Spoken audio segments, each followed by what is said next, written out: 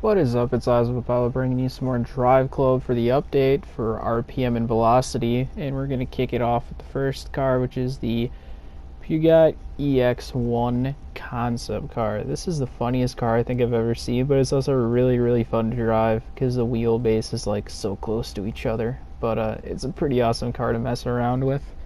Next up, we got the Nissan 370Z Nismo, which is really cool, but you can't put paint jobs on two of these cars, and one of them's the Nismo, so I'm kind of saddened by that one. And next up, we got the long-awaited Nissan My 15 GTR, which is sweet, but yet again, can't put anything on it. But the wait for that was so long. Anyways, we got the McLaren 570S. McLarens are really, they got a lot of them in this game, more than I would think. I didn't even know this one existed. And then, of course, we got the Chevy Corvette Z0615. And most of these cars are decent when they drive and whatnot. I mean, I only got a couple of minutes with each of them, and I didn't even register the miles on it because I didn't even finish the race. But the last one is the Dodge Challenger SRT 8392, and I don't know how good that is, but total, we have the new new challenges that you can do underneath the RPM, and the designs they put on these are really funny, and they got some pretty clever names for them. And then velocity there, and I think the art style is really cool compared to the other ones we've had in the past. I think those ones are kind of plain compared to these new ones. They make them a lot cooler and more like arcade fun. But yeah, they have some pretty clever names like Chevy Chase and, you know, pretty funny ones like that. But definitely buy this. If you haven't bought the DLC, you definitely should. Or the season pass, I mean. Definitely do it because it's totally worth your money. But anyways, here's the designs you get for free with purchasing the season pass. And you get all these designs for free no matter what. Well, when you buy the season pass. Sometimes it may say it'll charge you, but usually you can just download the pack and it'll download after that. Now, this isn't a normal thing I do, but I wanted you to check out the stats on these cars because there's kind of a thing going on that I noticed. And that is, of course, the first car is kind of more of a fun car for free. Then you got the 357, the Chevy, which you would not expect to be that fast anyways. Then you got the Nissan GTR, which is a little bit faster than most cars in that class. And then the McLaren is a little overpowered too. And then the Chevy is almost underpowered compared to the, I want to say it's the new Aventador. But look at the stats on that. Like, that's crazy. I mean, I'll go switch back to a clip of it, but it is crazy the comparison between those two, and they're in the same class. Alright, back to what I was saying. I had to do a little mic trouble with that, but yeah, back to what I was saying, is this is all in the same class of super, okay? And it almost gives it the point of what's the point of driving a Chevy besides its drifting being way up. But it has nothing against like half the cars to the right of here.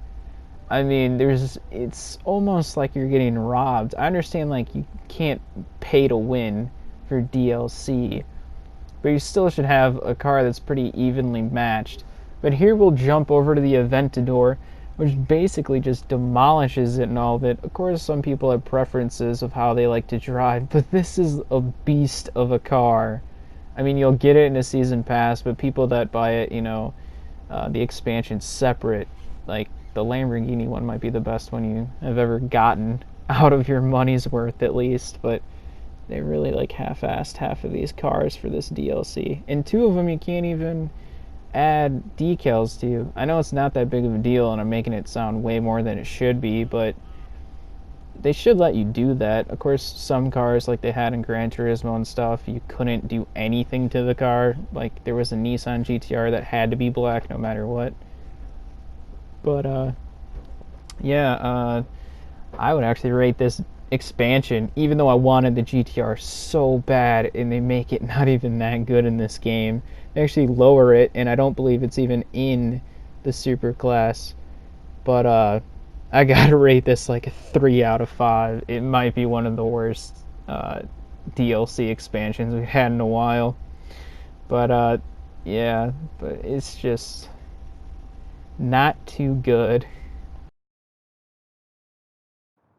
So there's also the new PlayStation Plus version, which you can get for free.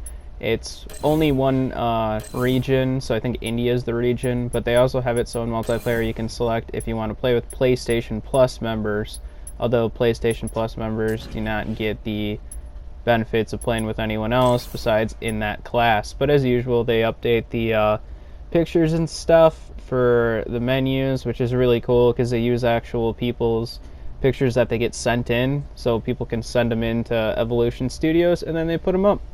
So that's pretty awesome. Not really much new stuff with the whole gameplay and settings going on, but I like how companies are doing re-reviews of this now. Or not companies, but websites. They're doing re-reviews because this game is just top-notch now.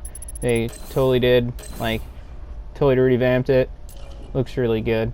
But they also added a level up system, which is 60, which I didn't mention last time I made an update, but it's been a while, so.